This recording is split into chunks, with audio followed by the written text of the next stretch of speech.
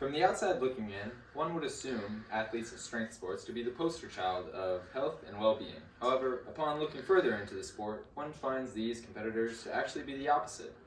There are many possible goals one may hope to acquire through exercise, but for a powerlifter, there is only one in mind: the amount of weight on the bar.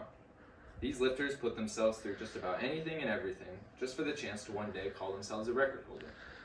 While everyone in the sport may call themselves willing to be put through the pain, few are more so than Louie Simmons of Westside Barbell. By the end of this speech, we will have gone through the life of Simmons, along with his training methods and impacts on the world of strength and conditioning. Born on the west side of Columbus, Ohio, Louie Simmons' upbringing shared much in common with that of the average person in Columbus.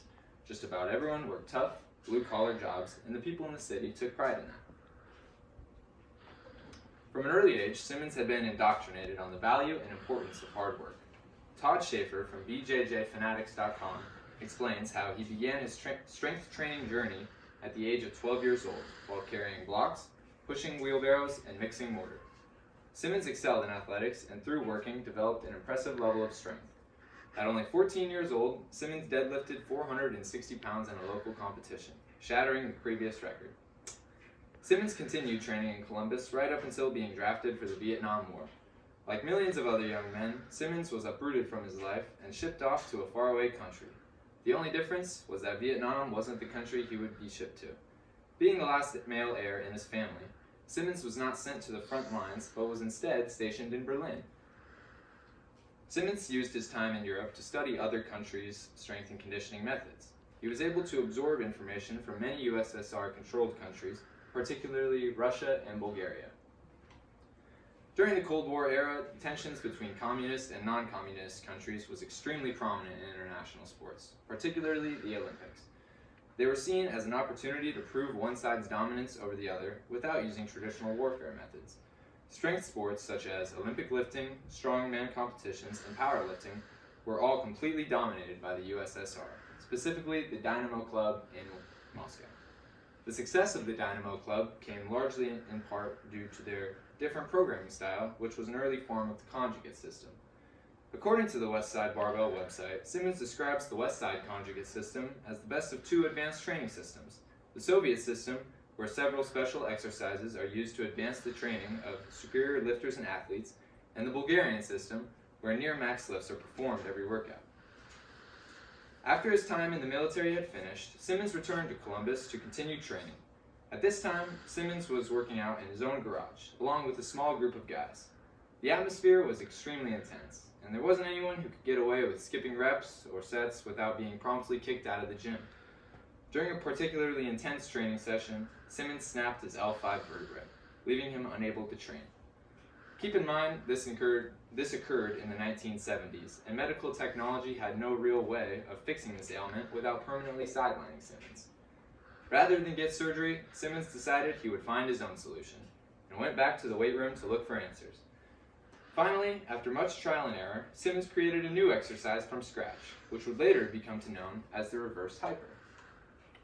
The reverse hyper worked by strengthening the muscles in the lower back, responsible for shielding and stabilizing the spine during movement. Prior to the reverse hyper, the only possible method of training the lower back came from the deadlift, which required substantially higher loads to produce the equivalent stimulus. By introducing a method which required only a fraction of the weight, Simmons was able to effectively minimize injury likelihood while maximizing recovery. For decades, the reverse hyper would remain in secrecy, only to be used by Simmons and his trainees, right up until 1992. This was the year in which basketball legend Larry Bird announced his plans to retire from pro basketball due to his back problems. Knowing the reverse hyper may have prolonged Bird's career, Simmons decided it was time to unveil the secret to the world. Although it wasn't in time to help Bird, the reverse hyper would go on to prove itself extremely beneficial, not just in the rehabilitation process, but also in the prehabilitation and strength building processes. Simmons continued to compete in his own powerlifting competitions. However, his main focus became shifted from his own accomplishments to that of his trainees. He began bringing in competitor after competitor until the group became too large to train in his garage. So, Simmons and his crew left the garage and moved into a commercial gym called Westside Barbell. The environment at Westside was extremely intense, so much so that fistfights became a common occurrence in between sets. But through this immense pressure, diamonds were formed. The gym pumped out world record after world record, dominating not only the men's powerlifting scene, but also the women's.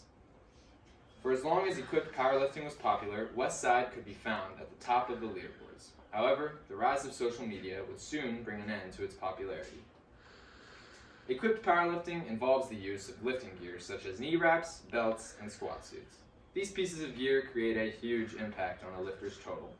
And according to A.V. Silverberg from powerliftingtechnique.com, a squat suit can add between 22 to 30% load compared with a raw powerlifting squat.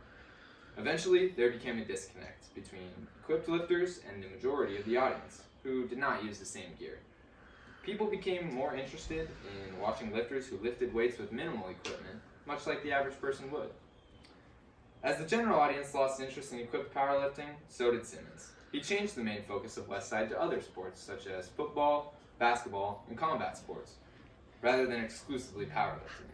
The methods popularized by Simmons were adopted by several prominent names in sports, most notably being the Clemson football team, who adopted the methods a little more than 10 years ago and can attribute much of their recent success to the conjugate system. While they may not be the most health-conscious methods, the training style employed by Louie Simmons has propelled him and Westside Barbell to the top of the strength and conditioning mountain.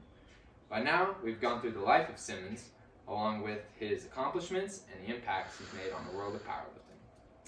As far as the future of Westside goes, Simmons only plans to retire after death.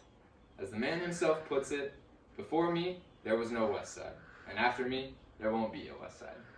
Thank you.